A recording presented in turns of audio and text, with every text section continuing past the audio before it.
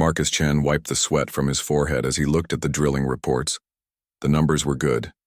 Very good. Mining station Kappa 7 had found more trilithium crystals this month than any other station in the sector. His human crew worked well with the alien workers. The Zentari were great with machines. The Helians never got tired. The Corvans kept everyone safe. But today felt different. Marcus had been running mining operations for 15 years. He knew when something was wrong. The deep drills had been acting strange all week. They kept hitting empty spaces where solid rock should be. "Boss," called Jenny, his head engineer. She was young but smart. "Drill 7 just broke through into something big. Really big." Marcus put down his coffee and followed her to the elevator. They went down 3 levels to the deepest part of the mine. The drilling platform sat at the edge of a dark hole. Cold air came up from below. It smelled old and wild. "How deep does it go?" Marcus asked. "Scanner says about 50 meters down." "But there's something else, boss. The space is huge. Like a cave system." Marcus nodded. Zarian Prime was full of caves. Most were empty. Some had crystals. A few had dangerous gas pockets that could kill a whole crew. They had to be careful. "Get me a rope and some lights. I'm going down." "Boss, maybe we should wait. Send a robot first." Marcus looked at the hole. His gut told him this was important. Not dangerous important. Just important. "Get Rodriguez and Kim. We go down together." An hour later, Marcus rappelled into the darkness. His headlamp cut through the black air. The cave was even bigger than the scanners said. The walls were smooth, worn by time and water. Strange marks covered the stone. They looked like claw marks, but too big for any animal Marcus knew. He reached the bottom and untied the rope. Rodriguez and Kim landed beside him. Their lights made dancing shadows on the walls. "Look at this place," Kim whispered. "It's like a cathedral." They walked deeper into the cave. The claw marks got bigger and deeper. In some places, the stone was polished smooth, like many bodies had rubbed against it over many years. "Boss," Rodriguez called. His voice sounded strange. "You need to see this." Marcus followed the sound. Rodriguez stood in front of a smaller cave that branched off from the main one. His light pointed at something in the shadows. Bones. Lots of bones. Big ones and small ones. All picked clean and white with age. But these weren't random. They were arranged, sorted, like someone with intelligence had organized them. "What kind of animal does this?" Kim asked. Marcus didn't answer. He was looking at marks on the cave wall above the bones. They weren't random scratches. They were patterns. Organized, like writing or art. "Varkans," he said quietly. Rodriguez and Kim both turned to stare at him.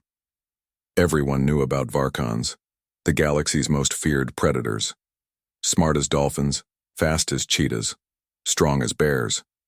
They had ruled Zarian Prime for millions of years. Then the mining companies came. The Varkans attacked the settlements, the companies fought back. Within 20 years, every Varkan was dead. Or so everyone thought. "That's impossible, boss. They've been extinct for 30 years. Marcus walked deeper into the den. His light moved across more bones, more claw marks, more of those strange patterns on the walls. Then he heard it. A small sound, like a kitten crying. He followed the sound to the back of the cave. There, in a hollow carved into the stone, 3 small shapes huddled together. They were about the size of house cats, covered in dark fur with silver stripes. Their eyes reflected his light like green mirrors, Varkan cubs. They were so thin Marcus could see their ribs. Their fur was dull and patchy. One of them could barely lift its head. They were dying. "Jesus," Rodriguez whispered. "They're just babies." Marcus knelt down slowly. The cubs watched him but didn't run. They were too weak to be afraid. The smallest, one made that crying sound again. "How long since their mother died?" Kim asked. Marcus looked around the den. No fresh bones. No recent claw marks. The air smelled old and stale. "Weeks, maybe months." He reached out his hand. The biggest cub sniffed his fingers. Its nose was warm and wet. "Like a dog." We have to report this, Rodriguez said. The company will want to know. Marcus picked up the smallest cub. It was so light he could hold it in one hand. It made a small growling sound but didn't try to bite. Its green eyes looked into his. There was intelligence there. Not just animal instinct. Real intelligence, no, Marcus said. Boss, we don't report this. These cubs die if we do. You know the company policy on predators. Rodriguez and Kim looked at each other. Everyone knew the policy. Any dangerous predator found on mining worlds was to be killed immediately. No exceptions. Even babies. But boss, they're Varkans. When they grow up, they'll remember who saved them. Marcus picked up the other two cubs. They were weak but alive. Help me get them to the surface. The trip back up took an hour. Marcus carried two cubs in a supply bag. Kim carried the third. They moved quietly through the mine levels. Most of the crew was busy with the day shift. Nobody asked questions about supply bags. Marcus took the cubs to his private quarters. As foreman, he got his own room with a small kitchen. He put the cubs on his bed and looked at them. They huddled together, shivering. He opened a can of protein paste and mixed it with water. The cubs sniffed the food but didn't eat. Marcus dipped his finger in the mixture and held it to the smallest cub's mouth. After a moment, it licked his finger. That's it, he said softly. Just a little at a time. It took 3 hours to get all 3 cubs to eat. They fell asleep on his bed, curled up together like house cats. Marcus sat in his chair and watched. Then breathe. His communicator buzzed. A message from the company. They wanted a full report on the cave discovery. Standard procedure. Marcus started typing. Large cave system discovered. No valuable minerals detected. Recommend sealing the area to prevent structural damage to mining operations. He sent the report and looked back at the sleeping cubs. The biggest one had opened its eyes and was watching him. For a moment, neither of them moved. Then the cub made a small chirping sound, almost like it was saying hello. Hello to you too, Marcus whispered. He had just lied to the most powerful mining company in the galaxy. He had hidden the discovery of a supposedly extinct species. If anyone found out, he would lose his job. Maybe go to prison. But when he looked at those 3 small faces, he knew he had made the right choice. These weren't monsters. They were just children who needed help. Marcus Chen had no idea that his decision would change everything. For him, for the cubs, and for the entire galaxy. 2 years had passed since Marcus found the cubs in the cave. Now they weren't cubs anymore. Shadow, Razor, and Storm stood as tall as Marcus's chest. Their fur had grown thick and glossy. Their muscles rippled under silver-striped coats. When they walked, they moved like liquid darkness. But they weren't the monsters the galaxy feared. They were family. Shadow, check Tunnel 7, Marcus said as he looked at his work tablet. The largest of the 3 Varkans nodded and disappeared into the darkness. Shadow could see in complete black. She could smell gas leaks before the sensors detected them. She could hear cave-ins coming hours before they happened. Storm, take the new crew to level 5. Show them the safe paths. Storm, the most patient of the 3, led a group of nervous Helian workers into the deeper tunnels. The Helians had been afraid of him at first. Everyone was afraid of Varkans. But Storm never showed teeth unless someone was in danger. He guided workers away from weak spots in the cave walls. He carried injured miners to safety when accidents happened. Razor stayed with Marcus. She was the smartest, always watching, always thinking. She had learned to read human expressions. When Marcus was worried, she would rest her huge head on his shoulder. When he was angry, she would growl softly at whatever bothered him.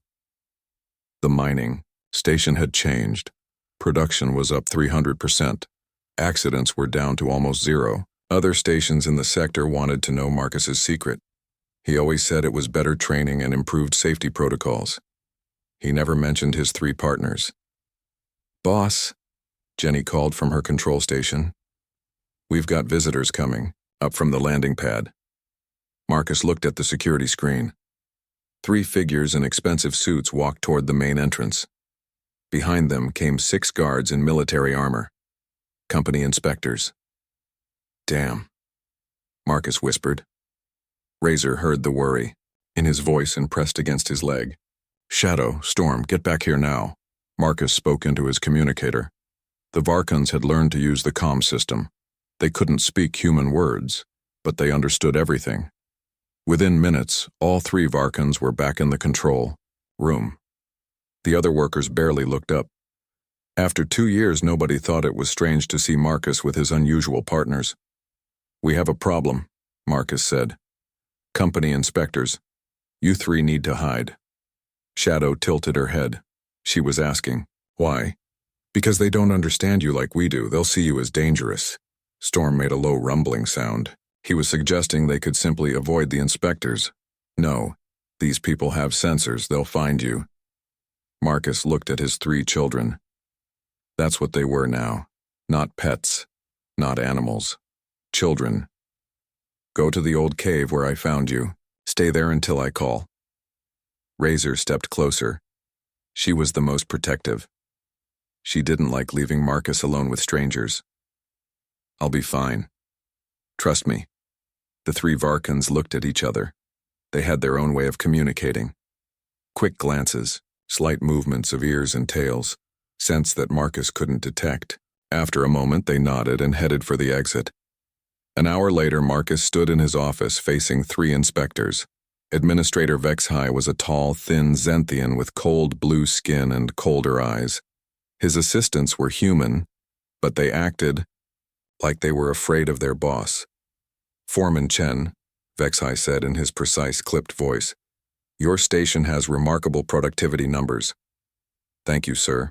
My crew works hard." "Yes, remarkably hard.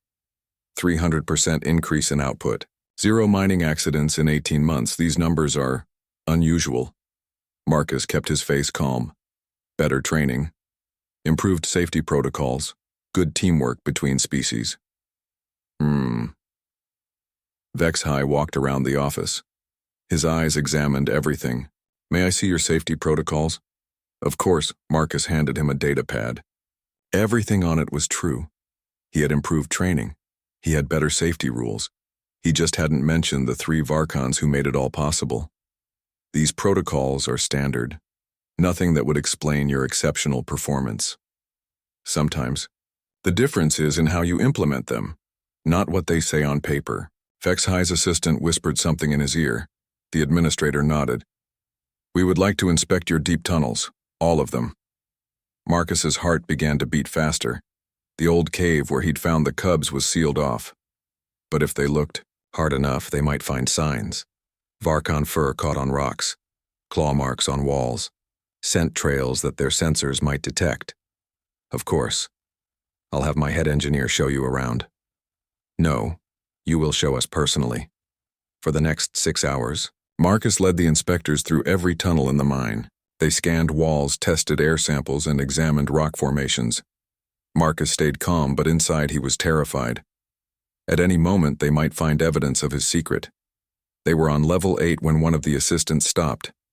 He was holding a small device that was beeping rapidly. "Administrator, I'm detecting unusual organic traces." Vexhai examined the readings. "Large predator. Recent presence." Marcus's blood turned cold. "Probably a rock mole. We see them sometimes." "Rock moles don't weigh 300 pounds, Foreman Chen." The beeping got louder as they moved toward the sealed cave entrance. Marcus had disguised it to look like a natural rockfall, but the sensors were picking up scent traces. "This passage appears to be blocked," Vexhai observed. "Old cave-in. Happened before I arrived." "Clear it." "Sir, that could be dangerous. The rocks might not be stable." Vexhai turned to his guards. "Clear it." Marcus watched helplessly as the guards used their energy tools to cut through the fake rockfall. Soon they would find the cave. They would find evidence of Varkans, and then they would start asking questions Marcus couldn't answer. The last rock fell away. Vexhai stepped into the cave with his scanner. Marcus followed, his heart pounding. The cave was empty. No bones, no claw marks. Even the strange patterns on the walls had been worn smooth. It looked like nothing more than a natural cave formation, but Marcus could smell them. Very faintly, the scent of his 3 children lingered in the air. Shadow, Razor, and Storm had been here recently. They had cleaned everything, removed every trace of their presence. Interesting, Vex-High said. Large chamber, no mineral deposits, no signs of predator activity. His scanner beeped as it detected the scent traces, but without physical evidence, there was nothing to prove what had left them. They spent another hour in the cave before Vex-High was satisfied. As they walked back to the surface, Marcus felt like he could breathe again. Your operation is impressive, Foreman Chen, Vex-High said as they reached his office. Perhaps too impressive. Sir? Productivity this high usually indicates shortcuts, unsafe practices, violations of company policy. I assure you, Administrator, we follow all regulations. I'm sure you do. Vex-High's cold eyes studied Marcus's face. I'll be watching this station closely, very closely. After the inspectors left, Marcus sat alone in his office for a long time. Finally, he spoke into his communicator. It's safe. Come home. 20 minutes later, 3 dark shapes appeared in his doorway. Shadow, Razor, and Storm looked tired but relieved. They had spent the day hiding in the deep tunnels, avoiding the inspectors' searches. Razor approached first. She rested her massive head on Marcus's desk and looked into his eyes. Her expression was worried. I know, Marcus said softly. They're going to keep watching us. We have to be more careful. Storm made a questioning rumble. No, we can't send you away. Your family will figure something out. Shadow moved to the window and looked out at the stars. She was the most thoughtful of the 3.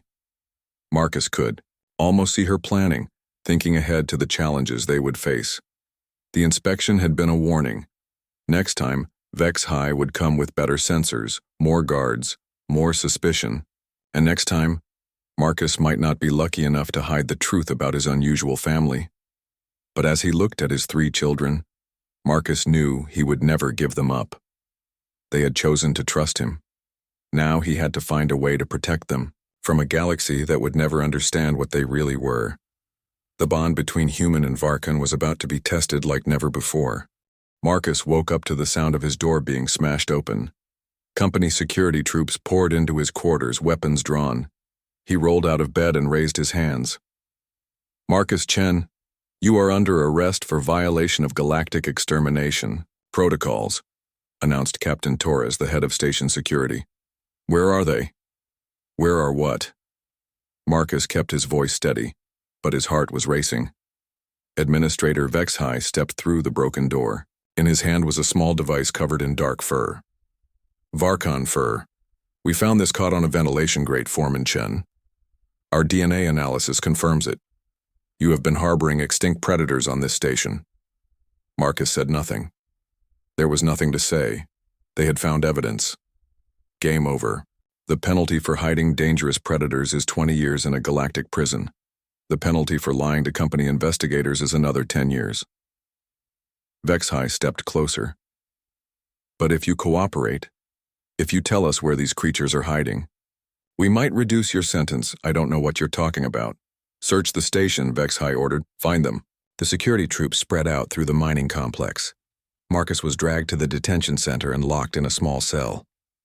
Through the tiny window, he could hear the search going on. Doors being kicked open, equipment being moved, workers being questioned. But Marcus wasn't worried about the searchers finding Shadow, Razor, and Storm. His 3 children were too smart to be caught by security troops. They knew every tunnel, every hiding place, every secret passage in the mine. The searchers would find nothing. He was worried about what would happen next. 3 hours later, Vex-High returned to Marcus's cell. His face was angry. Your pets are very good at hiding, Foreman Chen, but they won't hide forever. We have called for a full military unit, hunter-killer teams with tracking equipment. They will find your monsters. They're not monsters. Oh? Then what are they? Pets? Friends? Vex-High laughed coldly. Varkans are killing machines. They destroyed 3 mining colonies before we eliminated them. Now you have brought them back. You eliminated them because you were afraid, because you couldn't control them. We eliminated them because they were dangerous, just like we will eliminate these 3. That evening, the military transport arrived. Captain Torvik led 20 soldiers armed with energy weapons and tracking gear. They also brought something that made Marcus's blood run cold. Hunting hounds. Modified creatures with enhanced senses that could track any scent. The hunt began at dawn. Marcus sat in his cell and listened to the sounds of the search. Footsteps in the corridors, the baying of the hunting hounds, radio chatter between the search teams. But he also heard other sounds. Sounds the searchers probably didn't notice. The soft whistle that meant Shadow was moving through the air vents. The gentle scraping that meant Razor was watching from the maintenance tunnels. The low rumble that meant Storm was angry. His children were out there, and they were not going to let him be taken without a fight. The first sign of trouble came. At noon, a hunting hound was found unconscious in Tunnel 5. No injuries, just deeply asleep. The soldiers thought it was sick. An hour later, 3 more hounds were found the same way. Captain Torvik began to suspect something was wrong. "Sir," one of his soldiers reported over the radio, "tracking equipment in Sector 7 has malfunctioned. All our sensors are down. Check the power supply." "Power is fine, sir. Something has damaged the internal circuits." Very precisely, like the damage was made by someone who understood the technology. That afternoon, things got worse for the hunters. Motion sensors throughout the mine began giving false alarms. Cameras turned to face walls or went completely dark. Communication equipment started picking up strange interference. The Varkans were fighting back. But they weren't using teeth and claws. They were using intelligence. "Impossible," HFY said when he heard the reports. "Varkans are animals. They can't understand human technology." Captain Torvik wasn't so sure. He had been a soldier for 20 years. He knew the difference between equipment failure and sabotage. Someone was systematically disabling their hunting gear, someone very smart. That night, the real message was delivered. Captain Torvik was checking the perimeter sensors when he found it. A dead mining robot placed carefully in the center of the main corridor. But the robot hadn't been destroyed by accident. It had been taken apart piece by piece with surgical precision. The parts were arranged in a perfect circle around a single item, a picture of Marcus Chen. The message was clear. The Varkans could have killed the soldiers hunting them. Instead, they had killed a machine. They were showing that they understood the difference between threats and non-threats. They were also showing what would happen to anyone who tried to hurt Marcus. "These aren't mindless predators," Torvik told HFY. "They're thinking, planning. They know exactly what they're doing." "Impossible. Varkans are animals." "Animals don't perform precision sabotage, Administrator. Animals don't leave warning messages." HFY's face was cold with anger. "I don't care how smart they are. Find them. Kill them. That's an order." But the hunt was falling apart. Half the soldiers were jumping at shadows. The other half were beginning to question whether they were hunting animals or something much more dangerous. Equipment kept failing. Strange sounds echoed through the tunnels, and everyone had the feeling they were being watched. On the 3rd day, the Varkans made their next move. Marcus was eating his prison meal when the lights went out. Emergency power kicked in, bathing everything in red light. Alarms began to sound. "Hull breach in Sector 4, announced the computer. "All personnel evacuate immediately." But there was no hull breach. Marcus knew what was really happening. His children were coming for him. The detention center door opened. Captain Torvik stood outside with 2 guards, their weapons ready. "Time to go, Chen. We're moving you to a more secure location." They walked through corridors filled with running people. The evacuation alarm was driving everyone toward the emergency shelters. Perfect chaos, perfect cover. They were halfway to the transport pad when the lights went out completely. In the darkness, Marcus heard the soft sound of padded feet on metal floors. "Contact!" one of the guards shouted. Energy weapons fired, lighting up the corridor, like lightning. But they hit nothing. The Varkans were too fast, too smart. They knew exactly where each soldier was standing. Marcus felt strong arms grab him and pull him into a side passage. In the darkness, he couldn't see who had rescued him, but he could smell the familiar scent of his family. "Shadow?" he whispered. Soft chirp answered him. Then he was being carried through passages he didn't even know existed. The Varkans had found maintenance tunnels, old mining shafts, and forgotten access ways. They had mapped every inch of the station. Behind them, Marcus could hear Captain Torvik shouting orders. The soldiers were trying to follow, but they were lost in a maze of tunnels that the Varkans knew perfectly. An hour later, Marcus found himself in a small chamber deep in the old mine. Shadow, Razor, and Storm surrounded him, their green eyes glowing in the darkness. They had grown even bigger in the past few months. They were magnificent predators in their prime. But when they looked at Marcus, they weren't predators at all. They were children who had saved their father. "We can't stay here," Marcus said softly. "They'll keep looking, they'll bring more soldiers." Storm made a questioning sound. Where could they go? Marcus thought about it. The station was surrounded by hostile wilderness. Zerion Prime's surface was full of dangerous creatures, poisonous plants, and deadly weather, but it was also huge. There were places no human had ever explored. "We go outside, into the wild. It's your world out there. You can survive." Razor pressed against his side. She was asking if he could survive. "I don't know, but I'd rather die, free with my family, than live in a prison without you." The three Varkans looked at each other. That silent communication passed between them again. Then Shadow moved to a hole in the cave wall that Marcus hadn't noticed before. It was an old mining shaft that led to the surface. "You already found a way out," Marcus said. "You've been planning this." Storm made a sound that might have been laughter. Of course they had been planning. They had spent 2 years learning from Marcus. Now they were teaching him. The escape route led through abandoned mining tunnels to a natural cave system. From there, it was a short climb to the surface of Zerion Prime. Marcus emerged into the alien night and breathed the cold, wild air. Above them, the stars shone down on a world that had once belonged entirely to the Varkans.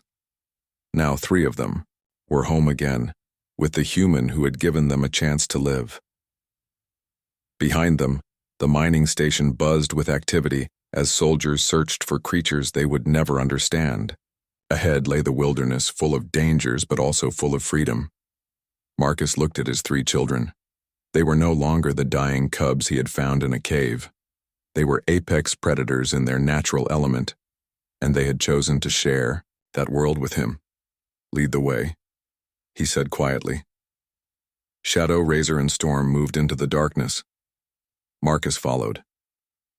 The hunt was just beginning, but now the Varkans weren't the prey. They were going home. The wilderness of Zerion Prime was nothing like the controlled environment of the mining station. Marcus had been living underground for so long that he had forgotten how wild this planet really was. Purple moss covered the twisted trees. Strange, flowers that glowed in the dark released clouds of sparkling pollen. In the distance, something howled with a sound like breaking glass. The air was thick and humid, full of scents Marcus couldn't identify. But Shadow, Razor, and Storm moved through. It all like they were born for this place, which of course they were. Shadow led the way, her nose testing every breeze. Razor watched the sides, her ears constantly moving to catch the smallest sounds. Storm brought up the rear, making sure nothing followed them. They had been walking for 3 hours when Storm suddenly froze. He made a low growling sound that meant danger. Marcus looked back toward the mining station. Lights were moving in the darkness, searchlights from aircraft. The hunt had begun again. "How many?" Marcus whispered. Storm held up one paw, then another, then another. 15 aircraft, maybe more.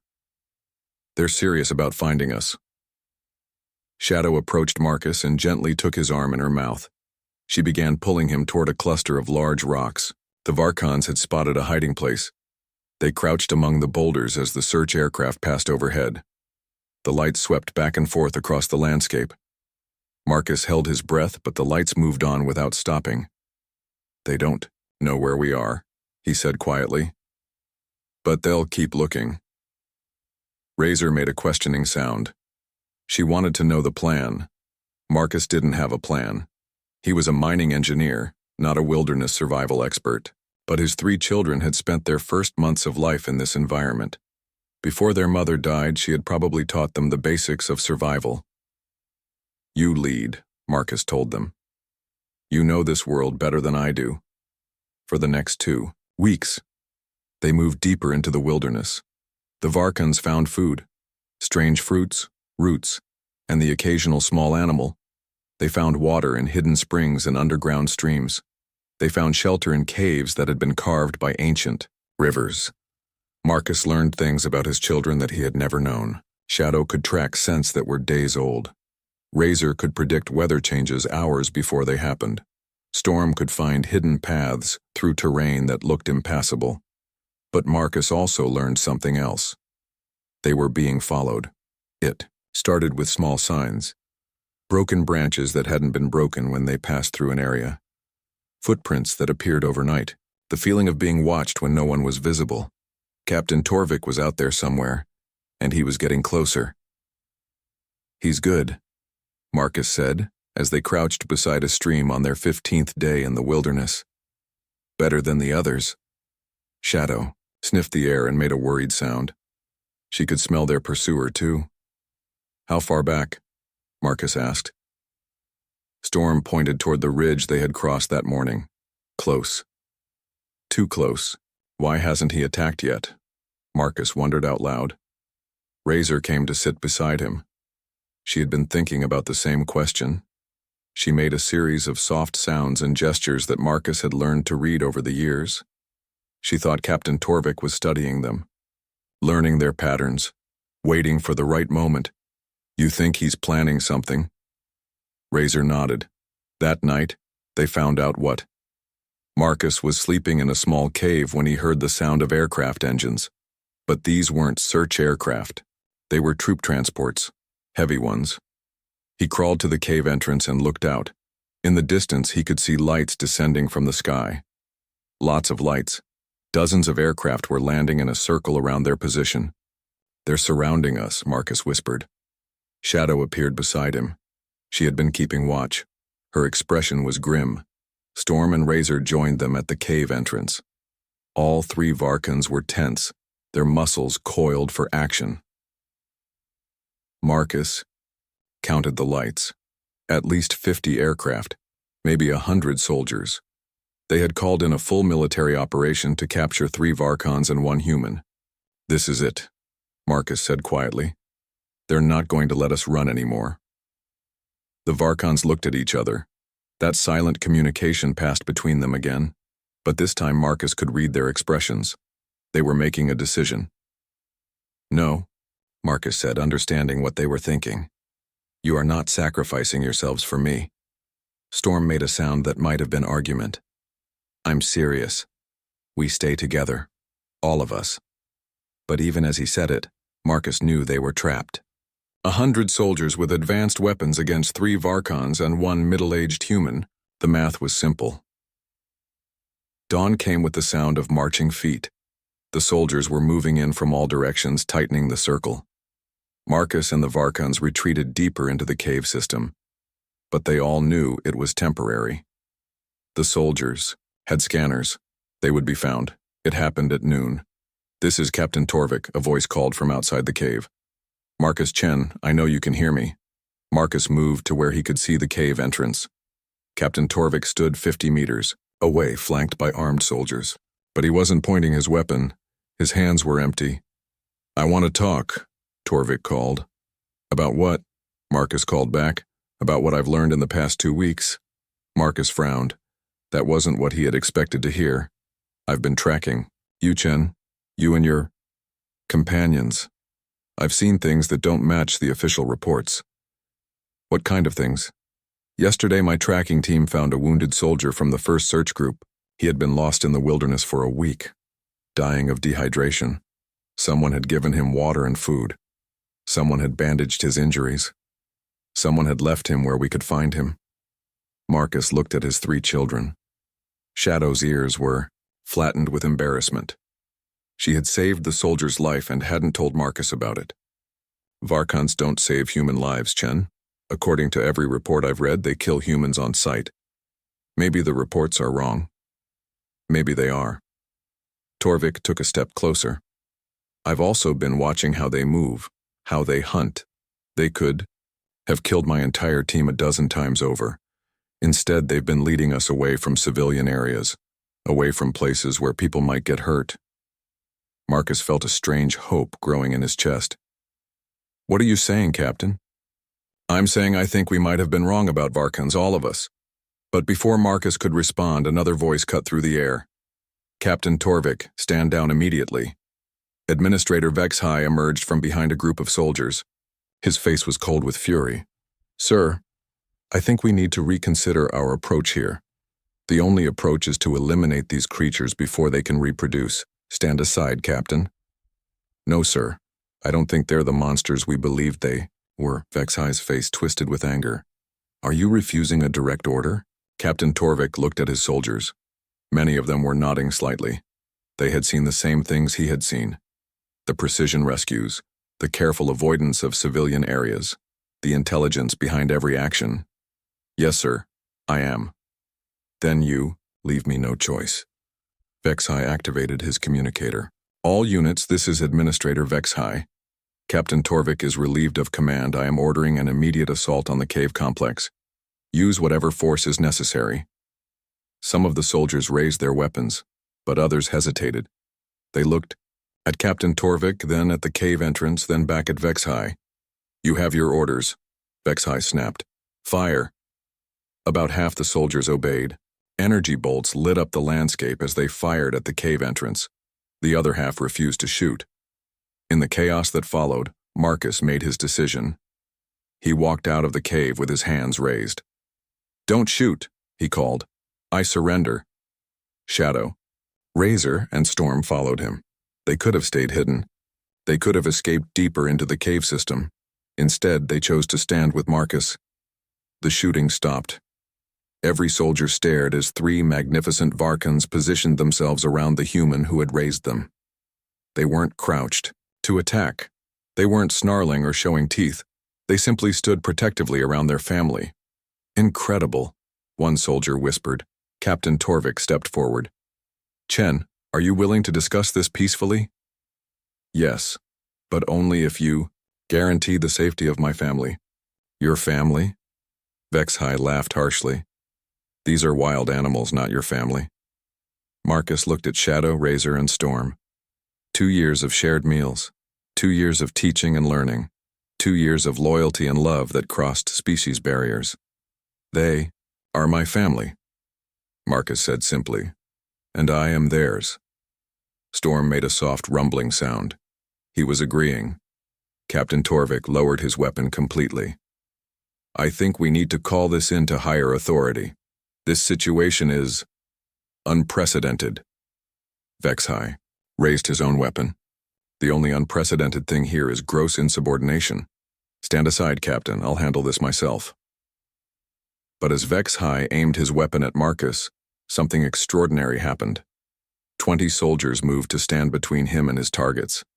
They weren't following orders anymore, they were following their conscience. Stand down, Administrator, Captain Torvik said quietly. This is bigger than either of us now. In the distance, more aircraft were approaching, but these carried different markings. Galactic Council markings. Someone had called in the highest authority in known space. The standoff had begun, and the galaxy was watching. The Galactic Council ships landed in a perfect formation around the standoff. Marcus watched as figures in formal robes emerged from the lead vessel. He recognized the markings of the High Arbitrator, the most senior judge in galactic space. But something else was happening that Marcus hadn't expected. More ships were arriving. News ships, independent reporters. The standoff was being broadcast live across the galaxy. This is Sarah Kim reporting from Zarian Prime. A voice called out as camera drones buzzed overhead. We are witnessing an unprecedented situation. A human foreman and 3 supposedly extinct Varkans are surrounded by company security forces. Administrator Vexhai looked furious. Turn off those cameras, this is a private company matter. Actually, it's not, said a calm voice. High Arbitrator Zenthara approached the group. She was a tall, graceful being from the Kythera species, known throughout the galaxy for their wisdom and fairness. When a supposedly extinct species is discovered alive, it becomes a matter for the Galactic Council. When that species demonstrates intelligence and peaceful behavior, it becomes a matter of galactic law. These creatures are dangerous predators. HFY protested they must be eliminated. That will be for the Council to decide, not a mining company. Arbitrator Zenthara walked toward Marcus and the Varkans. The soldiers parted to let her through. She stopped 10 feet away and studied the three creatures. Shadow, Razor, and Storm watched her approach. They were tense, but not aggressive. When she made a formal bow, Storm surprised everyone by bowing back. Remarkable, Zenthara murmured. They understand diplomatic protocol. They understand a lot of things, Marcus said. They're not animals, they're people. That is a very serious claim, Mr. Chen. The legal definition of personhood requires demonstrated intelligence, emotional complexity, and moral reasoning. Marcus stepped forward. Then let me tell you what I've seen. For the next hour, with the galaxy watching, Marcus told his story. He spoke about finding 3 dying cubs and choosing to save them instead of following company orders. He described how they had learned, grown, and become family. But more importantly, he talked about their actions. How Shadow had saved Human, lives by detecting cave-ins before they happened. How Razor had guided lost workers to safety in the dark tunnels. How Storm had protected everyone on the mining station without ever using violence against a sentient being. And when the company came to capture us, Marcus continued, they could have killed the soldiers hunting them. Instead, they disabled equipment. They left warning messages. They saved the life of an injured enemy soldier who was dying in the wilderness. Captain Torvik stepped forward. I can confirm that, Arbitrator. I've been tracking them for 2 weeks. Every action they've taken has shown intelligence, restraint, and moral judgment. This is ridiculous, HFY interrupted. They're animals, acting on instinct. Then explain this, Marcus said. He made a series of gestures and soft sounds. Shadow, Razor, and Storm responded with their own complex series of movements and vocalizations. What are you doing? Arbitrator Zenthara asked. I'm asking them to explain why they saved the soldier who was hunting them. Storm stepped forward. Using the combination of gestures, sounds, and movements that Marcus had taught them, he began to communicate. His message was complex, but the translation was simple. They had saved the soldier because he was injured and alone. It was the right thing to do, just like Marcus had done for them when they were cubs. The watching crowd fell silent. Even through the strange alien communication method, Storm's meaning was clear. He was talking about morality, about choosing to help someone who had been trying to hurt him. Incredible, one of the reporters whispered. They have a moral code.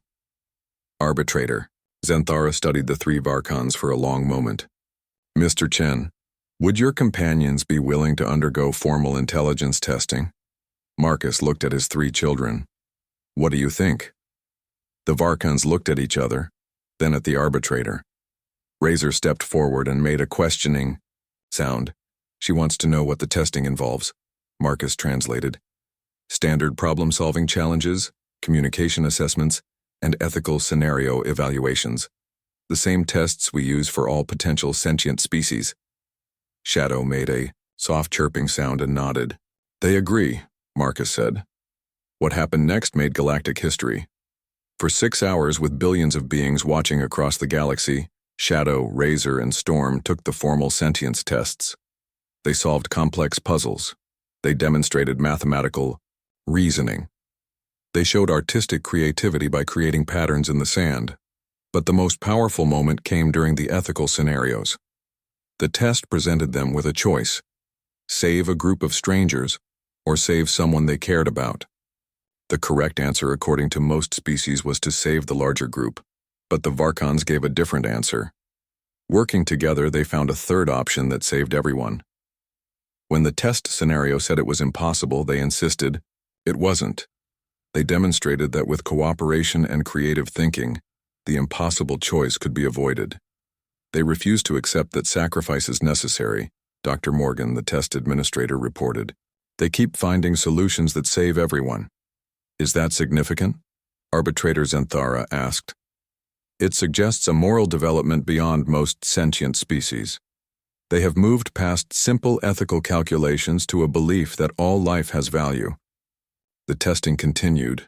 Something else was happening across the galaxy. Public opinion was shifting dramatically. The live footage of 3 magnificent creatures demonstrating intelligence, creativity, and moral reasoning was being broadcast everywhere. These aren't monsters, one viewer commented on the galactic net. They're people. Look how they protect the human, said another. That's not animal behavior, that's love. The comments flooded in from across known space. Humans, Centauri, aliens, Corvins, and dozens of other species all reaching the same conclusion. The Varkans were sentient beings worthy of protection. By the time the testing was finished, Vexhai had lost the argument before it even began. The results are conclusive, Arbitrator Zenthara announced. The Varkans demonstrate intelligence quotients equivalent to most galactic species. They show advanced problem-solving abilities, creative thinking, and sophisticated moral reasoning. She turned to face the cameras. By the authority of the Galactic Council, I hereby declare the Varkan species to be sentient beings with full legal protection under galactic law. The crowd erupted in cheers. Even many of the soldiers were clapping. Furthermore, Zenthara continued, the individual known as Marcus Chen is hereby pardoned for all charges related to the protection of an endangered sentient species.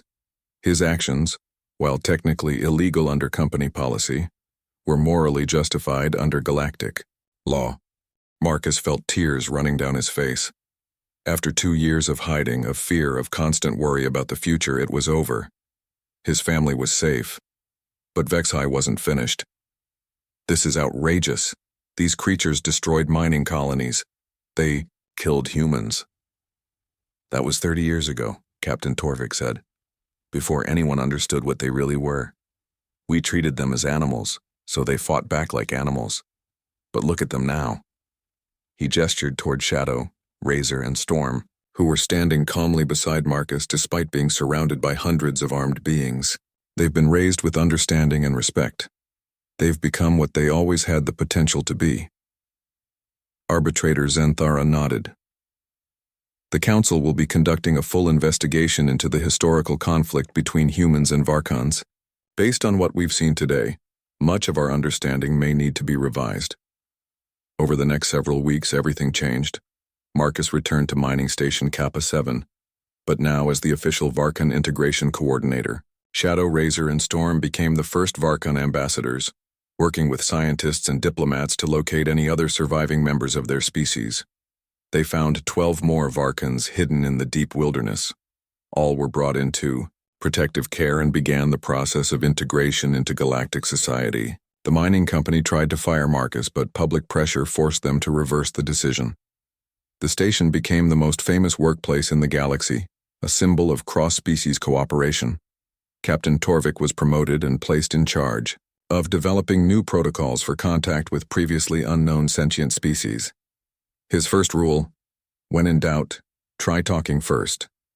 Administrator Vexhai was quietly reassigned to a desk job on a distant station, but the most important change was personal. Marcus stood on the observation deck of the station, watching the sunrise over Zerion Prime.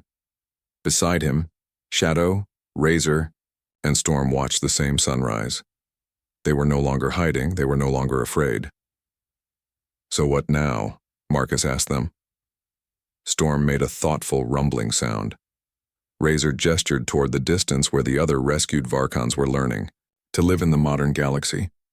Shadow simply pressed against Marcus's side. Their answer was simple. They would keep being a family. They would help their species find its place in the galaxy, and they would prove every day that understanding and compassion could bridge any gap, even between a human and 3 predators who had become so much more. The galaxy had learned an important lesson. Monsters were not born. They were made by fear, ignorance, and hatred. But with love, patience, and respect, even the fiercest predator could become family.